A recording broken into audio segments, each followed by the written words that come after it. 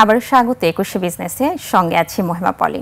দর্শক, এখন রয়েছে দেশের বীমা খাত নিয়ে বিশেষ আলোচনা, আর এই আলোচনার জন্য আমাদের স্টুডিওতে যুক্ত হচ্ছেন প্রগতি লাইফ ইন্স্যুরেন্সের ব্যবস্থাপনা পরিচালক ও প্রধান নির্বাহী জালালুল আজিম। দর্শক, একুশে বিজনেসের এই অংশটি দেখছেন আলোক হেলথ কেয়ার অ্যান্ড হাসপাতালের সৌজন্যে, powered by national agri care group.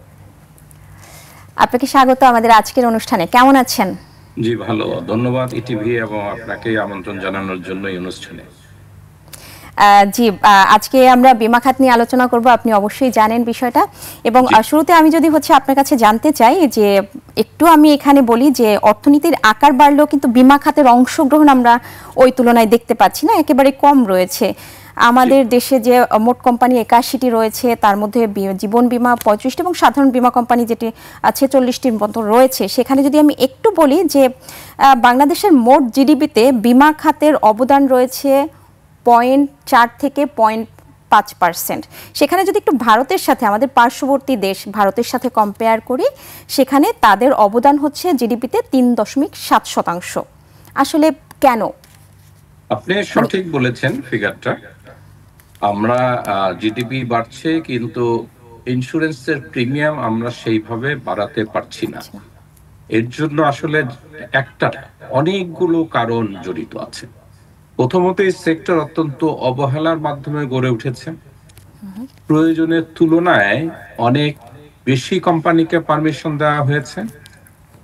এইটাতে প্রফেশনালিজমের যথেষ্ট অভাব আছে। কোম্পানিগুলো প্রফেশনালি ডেভেলপ করতে পারেনি এবং সবশেষে যেটা হয়েছে যে আমাদের ইমেজ ক্রাইসিস নিয়ে আমরা ভুগছি। তার জন্য মূলত কয়েকটা কোম্পানি দায়ী, যারা গ্রাহকের দাবি পরিশোধ করছে না বা পরিশোধের সক্ষমতা হারিয়ে ফেলেছে। লক্ষ লক্ষ গ্রাহক বীমা দাবি পাচ্ছে না তাদের এই সমস্ত কোম্পানিগুলোর কাছ থেকে, যার ফলে সাধারণ জনগণের আস্থা বীমার উপর হারিয়ে ফেলেছে। যে কয়েকটা ভালো কোম্পানি আমরা কাজ করছি, কিন্তু এই কোম্পানিগুলোর কারণে আমরা মাঠে গিয়ে এই বীমার ব্যাপ্তিটাকে বাড়াতে পারছি না। পাশাপাশি আরো কিছু উদ্যোগ নেওয়ার কথা ছিল 2014 সালের জাতীয় বীমা নীতিতে, তার বড় অংশই উদ্যোগটা গ্রহণ করা হয় নাই। যদি এগুলো করা হতো তাহলে আমরা বীমার প্রিমিয়াম বাড়াতে পারতাম এবং তখন আমরা আমাদের পার্শ্ববর্তী দেশের মতোই পেনিট্রেশনের হারটা 0.5 না, আমরা আরো অনেক বেশিতে যেতে পারতাম। আরেকটা বিষয় হচ্ছে যে আমি বারবারই আসলে প্রথমে শুরুটাই করেছি যে ভারতের বীমা খাতের সাথে কম্পেয়ার করে। আসলে আপনি হয়তো বলতে পারেন যে ভারতের সাথে আমরা কেন কম্পেয়ার করছি। ভারত আসলে আমাদের ঠিক পার্শ্ববর্তী দেশ, প্রতিবেশী দেশ, নিকটতম প্রতিবেশী দেশ ভারত। তাই বলে কিন্তু আমরা বারবারই তাদের সাথেই কম্পেয়ার করি। বিশ্বের অন্যান্য দেশে কিন্তু সেই বীমা খাতের জিডিপির হার কিন্তু আরও অনেক বেশি। তো এখানে আপনি কিছুক্ষণ আগে বলছিলেন যে এই খাতটা আসলে এই অবস্থার পেছনে কিছু কারণ উল্লেখ করেছিলেন, যার মধ্যে যদি আমি একটু বলি যে এই খাতটা অবহেলিত রয়েছে এবং প্রফেশনালিজমের অভাব রয়েছে। আরেকটা বিষয় হচ্ছে লক্ষ লক্ষ গ্রাহক বীমা দাবি পাচ্ছেন না। আসলে এই বিষয়গুলো কেন ঘটছে? আচ্ছা, প্রথমত আমরা ভারতের সাথে উদাহরণটা এই কারণেই দেই যে শুধু পার্শ্ববর্তী দেশ বলে না, কিন্তু তারা আমাদের লোকজনের যে সোসিও ইকোনমিক যে অবস্থাটা, সেটা অনেকটা কাছাকাছি, মানুষের নেচার অনেকটা কাছাকাছি এবং শিক্ষিতের হারও অনেকটা কাছাকাছি আমরা এই লেভেলের। সেই কারণেই আসলে আমরা ভারতের উদাহরণ দিই, কারণ উন্নত বিশ্বের উদাহরণ দিতে গেলে আমরা অনেক পিছিয়ে যাব। আমরা এই পেনিট্রেশন যেটা বললেন 0.4 বা 5, সেটা 3.7 ভারতে, কিন্তু যদি আপনি উন্নত দেশের সাথে তুলনা করতে চান সেখানে আরো অনেক বেশি। যার ফলে আমরা ওই লেভেলে যেহেতু যেতে পারিনি, তাদের উদাহরণটা দেই নাই। আমরা সর্বক্ষেত্রে আমরা ভারতের উদাহরণ দেই। এটাতে আমি খুব একটা দোষের কিছু দেখি না।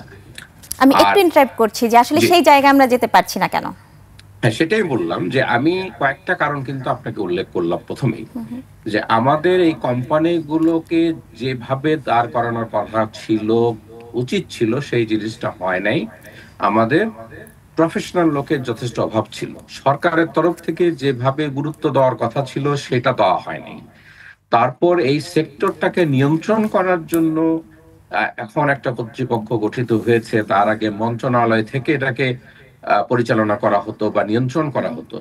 তাদেরও যথেষ্ট গাফলতি আছে যে তারা প্রপারলি নিয়ন্ত্রণ করতে পারে নাই, যার ফলে এই বেশিরভাগ কোম্পানি কমপ্লায়েন্স মেনে চলেনি। কমপ্লায়েন্স মেনে না চলার কারণেই তারা আজকে এই গ্রাহকের দাবিটা পূরণ করতে পারছে না। এই কমপ্লায়েন্স মেনে না চলাটা দেখার কথা ছিল সরকারের তরফ থেকে, আমাদের রেগুলেটরি বডি, তারাও সেখানে ব্যর্থতার পরিচয় দিয়েছে। আমরা যদি গ্রাহকের দাবি সময় মতো পরিশোধ করতে পারতাম এবং জাতীয় বীমা নীতিতে বীমার পেনিট্রেশন বাড়ানোর জন্য যে 15-16টা সুনির্দিষ্ট কার্যক্রমের কথা বলা ছিল, সেগুলো যদি আমরা বাস্তবায়িত করতাম, তাহলে আজকে আমরা অনেকটাই ভারতের কাছাকাছি চলে যেতাম।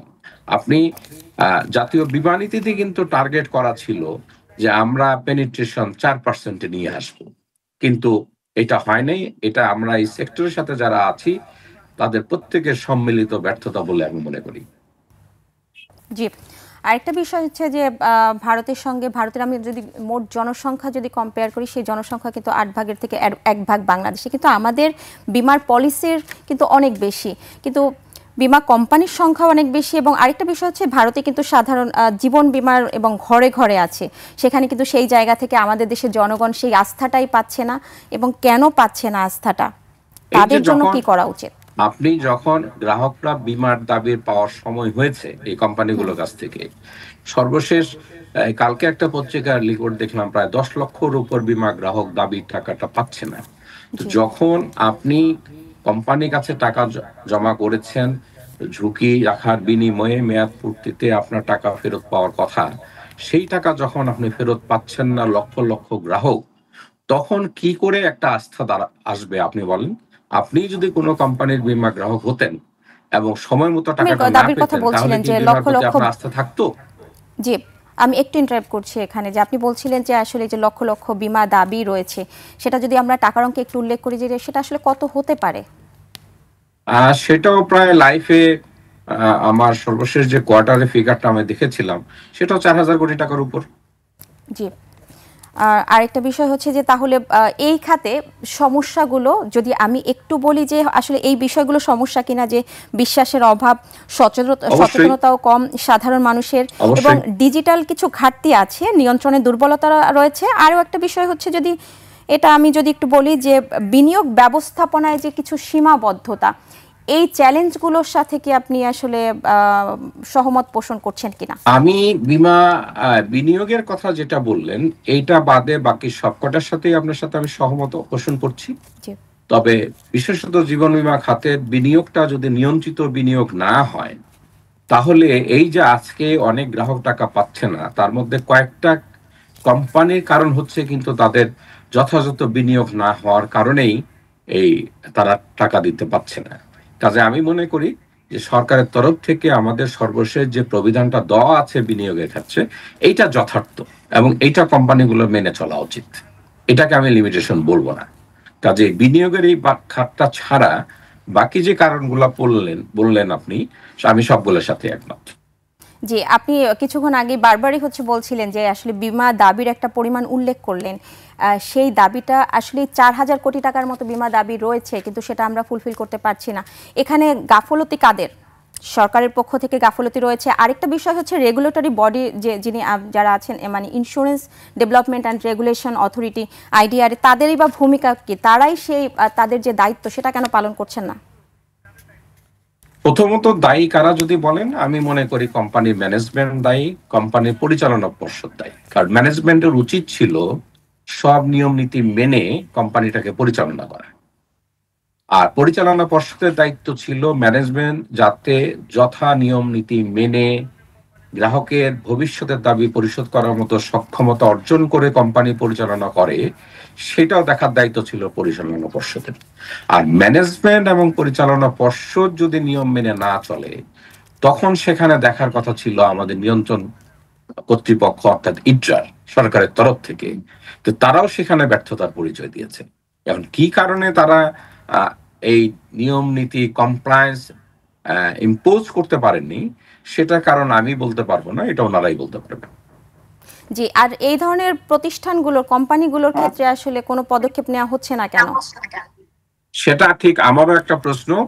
আমি বিভিন্ন ফোরামে এই কথাগুলো বলার চেষ্টা করেছি যে যারা বীমা দাবি পরিশোধ করছে না, সরকারের তরফ থেকে কর্তৃপক্ষ, আমাদের ইন্স্যুরেন্স অ্যাসোসিয়েশন এবং সেই কোম্পানিগুলোর পরিচালনা পর্ষদ মিলে দ্রুত ব্যবস্থা গ্রহণ করা উচিত।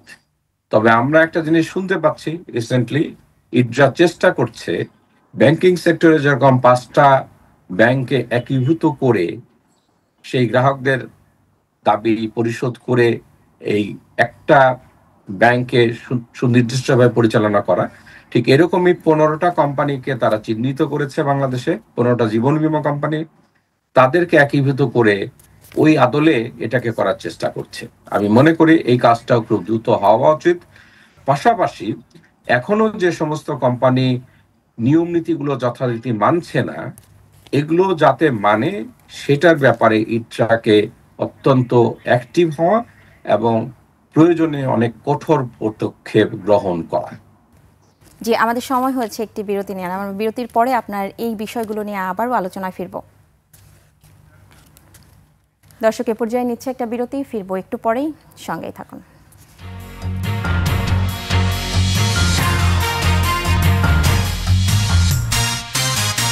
দর্শক, বিরতির আগে দেশের বীমা খাত নিয়ে কথা বলছিলাম প্রিয়গতি লাইফ ইন্স্যুরেন্সের ব্যবস্থাপনা পরিচালক ও প্রধান নির্বাহী জালালুল আজিমের সঙ্গে। আবারও ফিরছি তার সঙ্গে আলোচনায়। বিরতির আগে আপনি একটা কথা বলছিলেন যে আসলে 15টি জীবন বীমা কোম্পানি মার্জারে যাওয়ার একটা সিদ্ধান্তের কথা বলা হয়েছে। আসলে এই যে 15টি জীবন বীমা কোম্পানি যে মার্জারে যাচ্ছে এবং এই ডিসিশন যে নেওয়া হচ্ছে, আমরা যে জানি যে 5টি ব্যাংক এরই মধ্যে কিন্তু একীভূতকরণে পৌঁছে যাচ্ছে এবং সকল ধরনের প্রসেস কিন্তু সম্পন্ন হয়েছে। তো এই প্রতিষ্ঠানগুলোও তো কিন্তু পুঁজিবাজারে রয়েছে, তো সেটা আসলে তাদের কি হবে? তাহলে সেই 5টি ব্যাংকে যারা বিনিয়োগ করেছেন তাদের মতো কি একই অবস্থা হবে এই কোম্পানিগুলোতে যারা বিনিয়োগ করেছেন? এটা এক্স্যাক্টলি আমি জানি না। আমি যতটুকু শুনেছি যে 15টা ইন্স্যুরেন্স কোম্পানিকে ওনারা চিহ্নিত করে একীভূত করতে চাচ্ছেন, সেখানে গ্রাহক এবং বিনিয়োগকারীদের স্বার্থ বিবেচনায় রেখেই তারা চেষ্টা করবেন একটা কোম্পানি হিসেবে দাঁড় করিয়ে এটাকে সাকসেসফুল করার জন্য। এর থেকে বেশি কিছু এই মুহূর্তে আমি ঠিক জানি না। তাহলে এটা আসলে অগ্রগতি কত দূর, এই যে প্রসেসটা নেওয়া হচ্ছে বা এটা তো ডিপেন্ড করবে যিনি দায়িত্বপ্রাপ্ত আমাদের রেগুলেটরি বডি ইট্রার উপর। জি, আমি যতটুকু জানি যে ইন্স্যুরেন্স অ্যাসোসিয়েশনের সাথে আপনি যুক্ত আছেন, আসলে আপনাদেরই বা হচ্ছে করণীয় কি? না, আমরা তো করণীয় বলতে আমরাও চেষ্টা করি এই সেক্টরে ভাবমূর্তি ভালো করে যাতে আমরা আগাতে পারি, কিন্তু প্রতিটা ক্ষেত্রে তো ধরেন ক্ষমতা তো সব অ্যাসোসিয়েশনের হাতে না। আর আমরা অনেক সময় অনেক সিদ্ধান্ত একসাথে নিতেও পারি না। এখন যে সমস্ত কোম্পানিগুলো দাবি পরিশোধে ব্যর্থ হয়েছে, অ্যাসোসিয়েশনের পক্ষ থেকে তো তাদেরকে চেষ্টা করা হচ্ছে।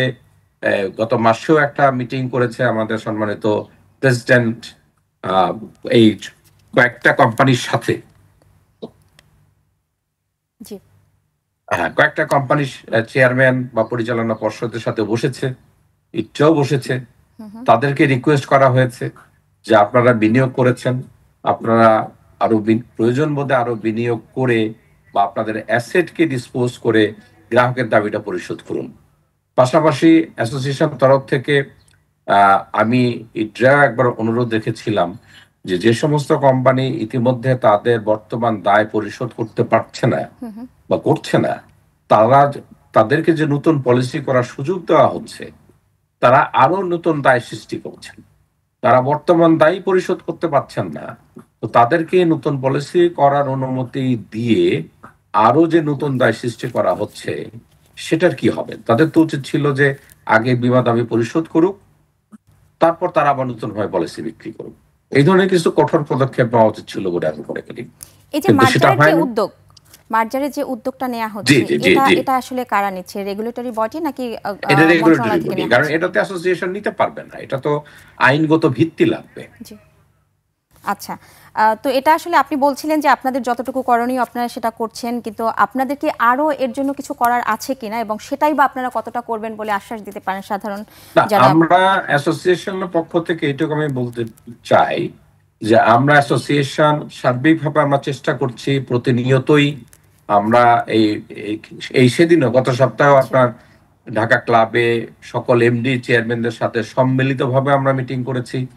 আমরা চেষ্টা করছি যে সবাই মিলে রেগুলেটরকে আমাদের সমর্থন দিয়ে সবাই রেগুলেটর অ্যাসোসিয়েশন এবং কোম্পানিগুলো সম্মিলিতভাবে চেষ্টা করে আমরা এই বিমা খাতটাকে ভালোর দিকে নিয়ে যাই, জনগণের আস্থা বিমা খাতের দিকে যাতে পজিটিভ হয় সেই কাজগুলো আমরা করি এবং ভবিষ্যতে আমরা সেইভাবে এগিয়ে যাই। এই সার্বক্ষণিক চেষ্টা অ্যাসোসিয়েশনের পক্ষ থেকে আমরা খুব আন্তরিকভাবেই করছি। আসলে সাধারণ যারা বিনিয়োগকারী আছেন, আমি কিছুক্ষণ আগে বলছিলাম যে আপনারা বলছিলেন যে সাধারণ শেয়ার হোল্ডার যারা আছেন এই সেক্টরটিতে বা এই কোম্পানিগুলোতে যারা শেয়ার কিনেছেন, তাদের সাথে হয়তো আপনাদের ওভাবে কমিউনিকেশন হয় না, হয়তো আমাদের এই অনুষ্ঠানের মাধ্যমে আপনাদের উপর সেই আস্থাটা হয়তো ফিরে আসবে। তো আপনাদের যে উদ্যোগটা, সেটা আপনারা যে উদ্যোগটা নিতে যাচ্ছে, সেই উদ্যোগটার সাথে আপনাদের সম্মতি কতটুকু রয়েছে? না, আমরা যেটা বলেছি যে ইডরা যে পদক্ষেপটা নিতে যাচ্ছে, যদি গ্রাহক স্বার্থ এবং বিনিয়োগকারীদের স্বার্থ বজায় রেখে পদক্ষেপ নেওয়া যায়, সেটাতে অ্যাসোসিয়েশন অবশ্যই সমর্থন করবে। জি, সবশেষে আমি জানতে চাইবো যে এই যে যে কথাগুলো বলছিলেন, বিভিন্ন উদ্যোগও নেওয়া হয়েছে, সাম্প্রতিক কিছু উদ্যোগ নেওয়া হয়েছে, ইডরা বেশ কিছু উদ্যোগ নিয়েছে, যার মধ্যে ইন্স্যুরেন্স রয়েছে, ডিজিটাল ক্লেইম ম্যানেজমেন্ট চালু করছে এবং ক্ষুদ্র নিম্ন আয়ের মানুষের জন্য ক্ষুদ্র জীবন বিমা চালুর একটা সিদ্ধান্ত নেওয়া হয়েছে। এই যে সব কিছু মিলিয়ে সাধারণ যারা আছেন, সাধারণ বিনিয়োগকারী যারা আছেন, তারা আসলে এই সেক্টরটার উপরে কতটা আস্থা ফিরে পেতে পারে বা কতটা বিনিয়োগে আস্থাশীল হতে পারে? একটা জিনিস আমি আপনার এই অনুষ্ঠানের মাধ্যমে বিনিয়োগকারী এবং গ্রাহককে বলতে চাই যে প্রত্যেকটা সেক্টরেই কিন্তু কিছু ভালো প্লেয়ার আছে, কিছু খারাপ প্লেয়ার আছে। তো একজন বিনিয়োগকারী হিসাবে আমি কোথায় বিনিয়োগ করব, আমাকে কিন্তু সেটা চিন্তা ভাবনা করে সেই কোম্পানি সম্পর্কে খোঁজ খবর নিয়ে তার অতীতের পারফরমেন্স বিবেচনায় নিয়ে বিনিয়োগ করা উচিত।